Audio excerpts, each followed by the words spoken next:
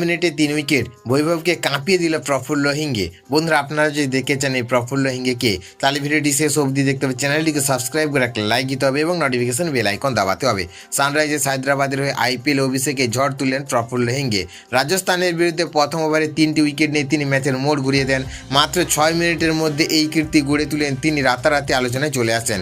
নিজের প্রথম ওভারে দ্বিতীয়, চতুর্থ এবং ষষ্ঠ বলে উইকেট নিয়ে তিনি আউট করেন বৈভব সূর্যবংশী, ধ্রুব জুরেল এবং লুহান ডি প্রিটোরিয়াসকে। এরপর দ্বিতীয় ওভারে শেষ বলে তিনি অধিনায়ক রিয়ান পরাগকে ফিরিয়ে দেন। ডেবিউ ম্যাচে 4 ওভারে 34 রান দিয়ে 4 উইকেট নিয়ে ম্যান অফ দ্য ম্যাচ হন তিনি।